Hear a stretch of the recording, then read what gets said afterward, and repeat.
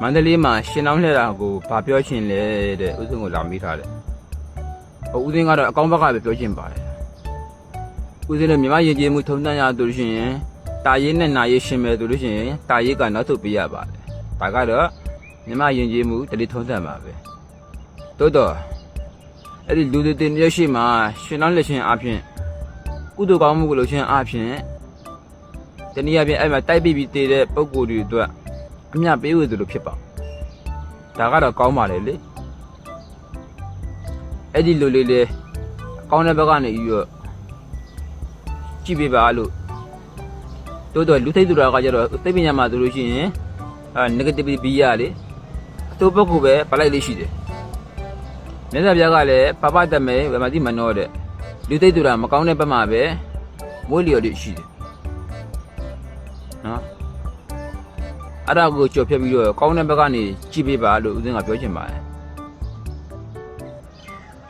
ခါမားရင်ပြောပြရမယ်နှစ်ခါမားရင်ခွင့်လို့ရမယ်သုံးခါမားရင်တော့ဆွန့်လို့ရမယ်တဲ့တစ်ခါမှားပြီးတစ်ခါခွင့်လို့နေရမယ်ဆိုရင်တစ်ခါနာကျင်နေရတတ်တယ်ပြောပြလို့ရရင်ပြောပြလိုက်ပါခွင့်လို့ရရင်ခွင့်လို့လိုက်ပါပြောပြလို့ခွင့်လို့မှမရတော့ဘူးဆိုရင်နောက်ဆုံး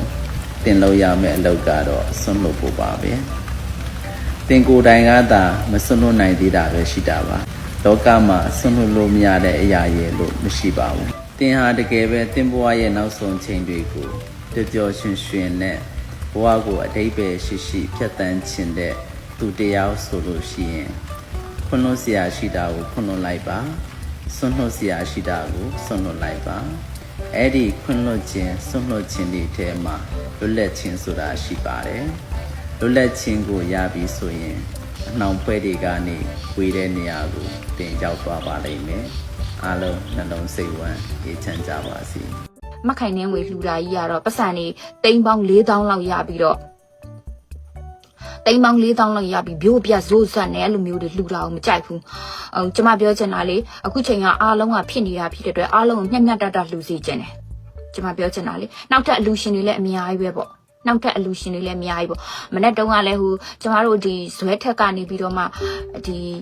သူတို့ရဲ့မဆိုးရင်ကြောင်းတိုက်ကြီးကိုပြန်လဲပြီးတော့အကုန်လုံးစောက်ပေးပါမယ်ဆိုပြီးတော့လည်းပြောထားတယ်အဲ့ဒါကိုမှ3000ဆိုလှူလိုက်တယ်ဒါကျမတို့မလှူနဲ့လို့မပြောဘူးမျက်မျက်တတဖြစ်စေချင်တာ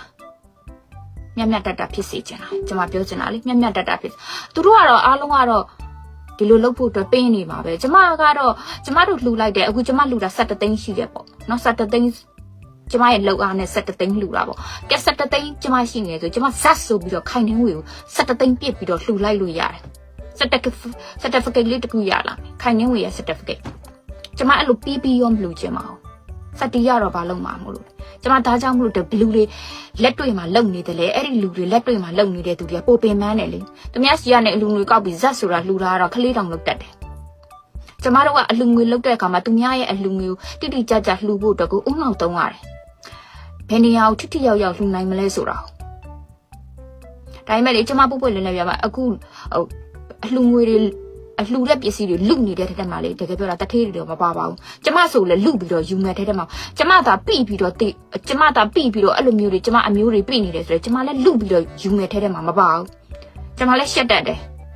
ခိုင်နှင်းဝင်ဆိုလို့ရှိရင်3000မှတည်တာနော်3000မှတည်ပြီးတော့အခု3000တောင်မှသူကငွေတွေကိုလွှဲပေးလိုက်ပြီလို့နော်ဒီမိမလေးငွေအဲ့ငွေတွေဘယ်ကနေဘယ်လိုရနေလဲမသိဘူးနော်အဲ့ဒါလေးသိလိုက်အဲ့ဒါသူတို့လေအလှခံကအဲ့လောက်ရမလား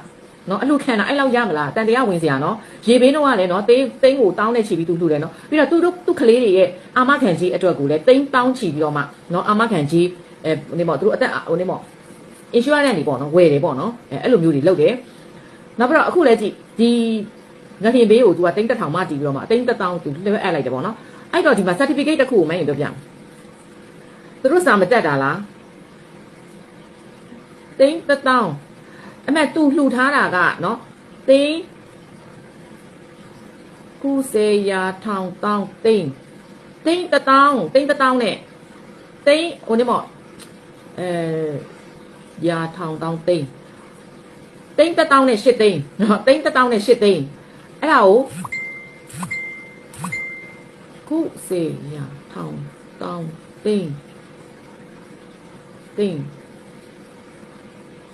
သိန်း1000ကိုလည်းသိန်း1000နေရှောက်ရေးသိလားဘလို့ဒီလည်းမသိပါဘူး အဓိကလေငယ်လေးလှုပ်တာတွေကြော်ညာထားတာပါရဲ့မကြည့်ဖြစ်ဘူးအမှန်တော့လုံးဝမသိဘူးကိုကြောင်ပဲကိုကြည်နေတယ်ဘာလို့ရမလဲ brand ဆွဲတယ်ပေါ့နော်အဲ့လိုမျိုးလုပ်နေတဲ့အချိန်မှာဖြစ်ချင်တော့ဒီနေ့မှာကိုကငကစားတော့ကျွေးဖြစ်တယ်ပေါ့နော်တော့ကျွေးတဲ့အချိန်မှာထူးထူးခြားခြားကိုကတော့စကားတခွန်းတော့ပြောတယ်ပေါ့အောက်က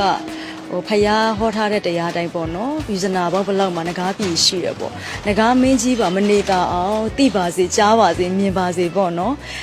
အဲ့လိုအရန်တိုက်ဆိုင်တာဖြစ်မှာပါအခုနောက်ပိုင်းက